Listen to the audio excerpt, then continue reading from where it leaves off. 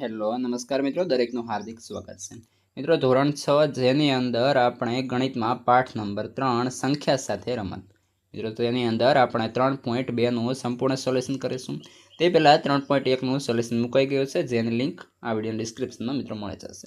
તો ચાલો મિત્રો સોલ્યુશન કરીએ. જેમાં પહેલું પૂછ્યું છે, કોઈ પણ બે એકી સંખ્યાઓનો સરવાળો શું થાય. કોઈ પણ બે આપણે લઈ લેવાની છે. તો આપણે પહેલાં નાનાથી જ શરૂઆત કરીએ. એકી સંખ્યાઓ તો કે 1, 3, 5 આ બધી એકી સંખ્યાઓ કહેવાય. તો આપણે સૌપ્રથમ જોઈએ તો કે મિત્રો અહીં આપણે લખી છે 1 અને 3. 1 અને 3 નો સરવાળો થયો 4. તો કેવી સંખ્યા મળી? તો બેકી મળી. ત્યારબાદ આગળ લખ્યું છે 3 અને 5. તો જેમ કે લખીએ 3 અને 5. તો 3 અને 5 એકી છે. તેનો સરવાળો થયો 8. તો આપણે લખી શકીએ કે કોઈ પણ એકી સંખ્યા છે ને એનો સરવાળો હંમેશા મિત્રો બેકી થશે. તે ધ્યાન રાખશો. ત્યારબાદ આગળ બીજા નંબર કહ્યું છે બેકી સંખ્યાઓનો સરવાળો શું થાય. આપણે ઉપર એકી જોઈએ, હવે બેકી જોઈએ. તો બેકી સંખ્યાની અંદર અહીં 2 અને 4. તો બંનેનો સરવાળો 6 થયો. 8 અને 10. તો બંનેનો સરવાળો 18 થયો. તો કહેવાનો મતલબ કે કોઈ પણ જે બેકી સંખ્યા હોય તેનો સરવાળો પણ હંમેશા બેકી સંખ્યા જ મળે. ત્યારબાદ આગળ પ્રશ્ન 2. નીચે જણાવેલા વાક્યો સાચા છે કે ખોટા તે જણાવો. પહેલું, 3 એકી સંખ્યાઓનો સરવાળો બેકી સંખ્યા છે. તો પહેલી 3 એકી સંખ્યાઓ લખીએ. 3 એકી સંખ્યા 1, 3 અને 5. અહીં કહ્યું છે 3 એકી સંખ્યાઓનો સરવાળો બેકી સંખ્યા થાય. તો 5, 3, 8 ને 1, 9 આ તો એકી મળ્યો. તો આપણો જવાબ ખોટો થશે. ત્યારબાદ 2 એકી સંખ્યાઓ અને 1 બેકી સંખ્યા. 2 એકી અને 1 બેકી સંખ્યાનો સરવાળો બેકી સંખ્યા થાય. તો એ વાત મિત્રો સાચી છે. ત્યારબાદ 3 એકી સંખ્યાઓનો ગુણાકાર એકી સંખ્યા થાય.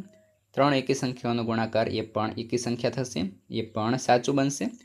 ત્યારબાદ ડી, જેની અંદર જો બેકી સંખ્યાને 2 વડે ભાગવામાં આવે તો ભાગાકાર હંમેશા એકી સંખ્યામાં હોય. બેકી સંખ્યાને 2 વડે ભાગીશું તો એ ખોટું બનશે. ત્યારબાદ આગળ બધી અવિભાજ્ય સંખ્યા એકી સંખ્યા હોય. અવિભાજ્ય એટલે કે ભાગી ન શકાય તેવી. તો એ એકી હોય એવું જરૂરી નથી. અમુક મિત્રો બેકી સંખ્યા પણ હોય, એ પણ આપણે જે છે અવિભાજ્ય હોતી હોય છે. ત્યારબાદ અવિભાજ્ય સંખ્યાઓના અવયવ હોતા નથી. તો ખોટું. ત્યારબાદ આગળ છે 2 અવિભાજ્ય સંખ્યાઓનો સરવાળો હંમેશા બેકી સંખ્યા થાય. તો એ પણ ખોટું થશે. આપણે ફક્ત અહીં ખરા ખોટા જ કરવાના છે. ત્યારબાદ આગળ 2 એક માત્ર બેકી સંખ્યા, બેકી અવિભાજ્ય સંખ્યા છે. સાચું. મિત્રો આ ખૂબ જ ધ્યાન રાખશો. તમામ સંખ્યાઓમાં આ 2 ફક્ત એવી છે કે બેકી હોવા છતાં પણ અવિભાજ્ય છે. ત્યારબાદ બધી બેકી સંખ્યા વિભાજ્ય સંખ્યા છે. તો ખોટું, કારણ કે બધી જે બેકી સંખ્યા એ વિભાજ્ય સંખ્યા હોય એવું જરૂરી નથી. આગળ 2 બેકી સંખ્યાઓનો ગુણાકાર હંમેશા બેકી સંખ્યા હોય. તો ખરું એટલે કે સાચું બનશે. 2 બેકી સંખ્યાઓ કોઈ પણ લઈ લેશું તો આપણને જે ગુણાકાર છે એ આપણને હંમેશા બેકી મળશે. ત્યારબાદ પ્રશ્ન 3 કહ્યું છે 13 અને 31 એ અવિભાજ્ય સંખ્યા છે. આ બંને સંખ્યાના અંકો 1 અને 3 સમાન છે. 100 સંખ્યા સુધી આવી અવિભાજ્ય સંખ્યાની જોડી શોધો. તો આની અંદર પણ જોઈએ તો કે 17 અને 71. 1 અને 7 તો 17 થયા. જ્યારે તેને ઉલટાવીએ તો આગળ 7 આવે, પાછળ 1 આવે. તો તેવી સંખ્યા થઈ, એટલે કે 1 તો એ થઈ. ત્યારબાદ બીજી છે 37 અને 73. પહેલાં 3 છે પછી 7, એટલે કે 37 થયા. અહીં પહેલાં 7 પછી 3, તો આ 2 થઈ. અને 7 અને 9, 9 અને 7 તો 3 થઈ. 100 સુધીમાં મિત્રો કહેવાનો મતલબ કે આપણને એવી ફક્ત 3 જ સંખ્યાઓની જોડ મળે છે. જે આ રીતે જે છે આપણે પ્રશ્નમાં કહ્યું એ રીતે જવાબ પ્રાપ્ત થાય છે. ત્યારબાદ આગળ ચોથા નંબરે છે 20થી નાની અવિભાજ્ય અને વિભાજ્ય સંખ્યા અલગથી લખો. 20થી નાની અવિભાજ્ય અને વિભાજ્ય. તો લખીએ પહેલું અહીં 20થી નાની અવિભાજ્ય સંખ્યા. અહીં લખ્યું છે 20થી નાની કેવી છે? અવિભાજ્ય. તો ભાગી ન શકાય તેવી.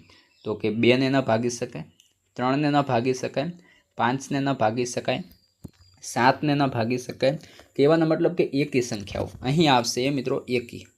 અહીં જે તમામ પ્રકારની જે એકી સંખ્યાઓ છે 1, 3 અહીં તમે જોઈ શકો છો ફક્ત 1ને છોડીને, કારણ કે 1 એ તટસ્થ સંખ્યા છે. ત્યારબાદ તેના નીચે આપણને જોઈએ તો 20થી નાની વિભાજ્ય સંખ્યા કહ્યું છે, એટલે કે ભાગી શકાય તેવી. તો કે 4ને પણ ભાગી શકાય, 6ને પણ ભાગી શકાય, 8ને ભાગી શકાય, 9ને ભાગી શકાય. 9ને તમે કહીશો કઈ રીતે? તો 3 × 3 કરશો તો 9 થશે. 10ને ભાગી શકાય, 12ને ભાગી શકાય, 14ને પણ ભાગી શકાય, 16ને પણ ભાગી શકાય અને 18ને પણ ભાગી શકાય. આ એવી સંખ્યાઓ છે જે 20થી નાની છે પણ વિભાજ્ય છે. ત્યારબાદ આગળ મિત્રો 5મા નંબરે તેની અંદર કહ્યું છે 1 અને 10 વચ્ચે સૌથી મોટી અવિભાજ્ય સંખ્યા કઈ? અવિભાજ્ય એટલે કે ભાગી ન શકાય તેવી. 1 અને 10 વચ્ચે સૌથી મોટી 7 થશે, કારણ કે 8 જોવા જઈએ તો એ ભાગી શકાશે, 9 છે તો ભાગી શકાશે, 10 તો એ પણ ભાગી શકાશે, પરંતુ 7 એવી છે 1થી 10 વચ્ચે છે અને સૌથી મોટી અવિભાજ્ય છે. આગળ નીચેની સંખ્યાઓને બે એકી સંખ્યાના સરવાળા તરીકે દર્શાવો. તો આ સંખ્યા આપી છે 44. તો 44ને આપણે જોઈએ તો એ રીતે કરીશું તો બે સંખ્યાઓના બેકી અવિભાજ્ય સંખ્યાના સરવાળા તો થશે. ત્યારબાદ આગળ 36. તો 36ને જોવા જઈએ તો કે 36ને 5 × 31. 5 પણ અવિભાજ્ય છે, 31 પણ અવિભાજ્ય છે, તો 36 થશે. 24. 7 અવિભાજ્ય, 17 અવિભાજ્ય, 17 અને 7નો સરવાળો 24 થશે. 18 જોઈએ, 11 અને 7 તો બંનેનો સરવાળો 18 થશે. તો આ બંને પણ અવિભાજ્ય છે અને જેનો સરવાળો આપણે જે છે એ રીતે કરવાનો થશે. ત્યારબાદ આગળ અવિભાજ્ય સંખ્યાને 3 જોડીઓ આપો જેનો તફાવત 2 હોય. જોઈએ તો કે નોંધ આપી છે, બે અવિભાજ્ય સંખ્યાઓ જેમનો તફાવત 2 હોય તેને જોડિયા અવિભાજક કહે છે. અવિભાજ્ય સંખ્યાની 3 જોડીનો જેનો તફાવત 2 હોય, તો કે અહીં 3 અને 5 છે તો તેનો તફાવત 2 થશે. કેવી રીતે? તો 5 - 3 કરીશું તો આપણને સરવાળો કેટલો મળશે? 2 મળશે. ત્યારબાદ આગળ 5 અને 7 તો તેમનો તફાવત 2 મળશે. 11 અને 13 તો તેમનો તફાવત પણ મિત્રો 2 મળશે. આગળ વધીએ, નીચેનામાંથી કઈ સંખ્યા અવિભાજ્ય છે એટલે કે ભાગી ન શકાય તેવી? તો આની અંદર 23 છે એ અવિભાજ્ય થશે 1. ત્યારબાદ 51 છે તો એ વિભાજ્ય થશે, કારણ કે 17 તારી 51, 17 × 3 કરીશું તો આપણને 51 મળશે. ત્યારબાદ આગળ 37 તો એ અવિભાજ્ય થશે. 26 છે તો 26ને ભાગી શકાશે, 13 × 2 કરીશું તો આપણને 26 મળશે. તો ટૂંકમાં આપણને સંખ્યા ફક્ત 2 જ મળે છે, 23 અને 37. આગળ 9મો પ્રશ્ન છે, 100 કરતાં નાની ક્રમિક 7 વિભાજ્ય સંખ્યા લખો કે જેમની વચ્ચે કોઈ પણ અવિભાજ્ય સંખ્યા નહીં આવે. તો એની અંદર જોઈએ તો 90, 91, 92, 93, 94, 95 અને 96. 10મા નંબરે છે, નીચેની દરેક સંખ્યાઓને 3 એકી અવિભાજ્ય સંખ્યાના સરવાળા તરીકે દર્શાવો. આ એવી જે સંખ્યા આપણને જેમ કે આપી છે 21 છે, તો એને 3 એકી અવિભાજ્ય સંખ્યાનો સરવાળો કરવાનો છે.